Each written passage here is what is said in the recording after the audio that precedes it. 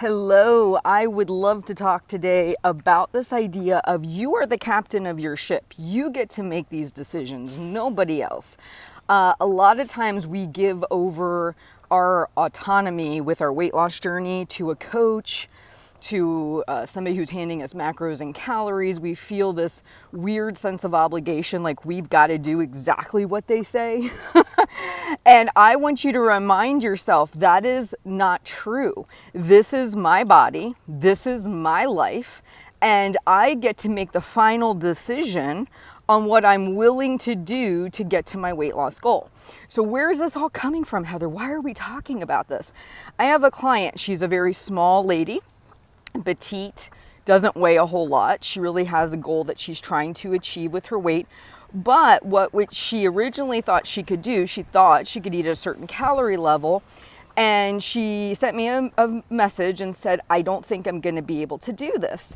And so we talked it over. We talked about staggering calories through the week, all the different things.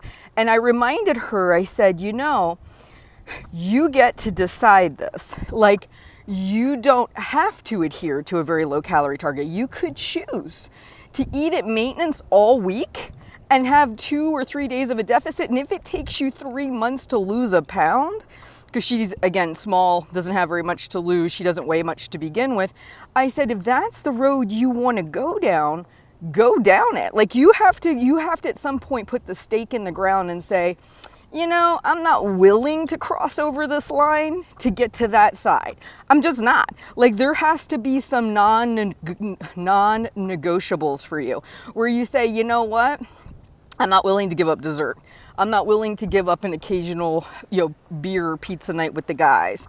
Whatever the thing is, you need to be honest with yourself and know that. And if your coach says, hey, here's your macros, here's your high days, here's your carb cycling, here's your workout. If you look at that and you go, I'm seeing this, but I know I have absolutely no interest in doing that, you can take it, modify it, make it work for you. You're the one in the power seat here, nobody else. It's your body. You're the one that's going to have to adhere to the goals or to the structure that you claim you want to do. You're the one that gets the rewards. You're the one that gets the benefits. You're the one that does all the work. Anybody that's telling you what to do, how to do it, please hear me on this. Really personally evaluate it and say, am I really willing to do this? Is this worth that? Now, some people have a lot of low-hanging fruit. They might just need to stop drinking soda, eating out, cooking at home more. They have a lot of weight to lose. There's a lot of things that they could do to start moving themselves in the right direction. But when you start getting down and you're like, okay, I'm at a fairly healthy weight for me. I, might want to achieve this weight loss goal, but if this is what's required, am I really wanting to do that? And this is where I tell people all the time, you can take as long as you want with this because this process never ends. Once this girl gets this few pounds off and hits her goal, she still has to do all the things. Like, she doesn't get to opt out of it when she hits it. And that's been the experience in the past, right? She's gained all the weight back because she's never done anything sustainable. Her words to me yesterday, I typically do things, and then when I hit my goal weight, I go, thank God it's over. Now I can go back to my normal life. And I told her, you can't do that. If you want to keep off all this weight you lost and keep up with this new lower weight, you're going to still have to do those things. And she's like, I know, that's why I hired you. But what I have assessed is sometimes we give away our power.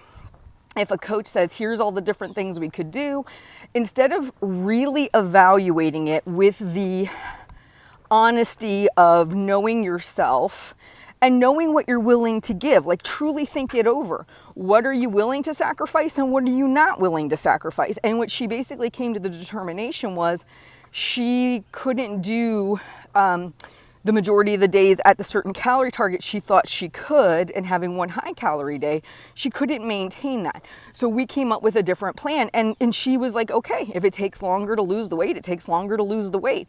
But that's what you have to remember. There's no rush. There's no time requirement on this. If you decide I'm going to eat at maintenance every single day and maybe I take 2 deficit days a week, you can do that.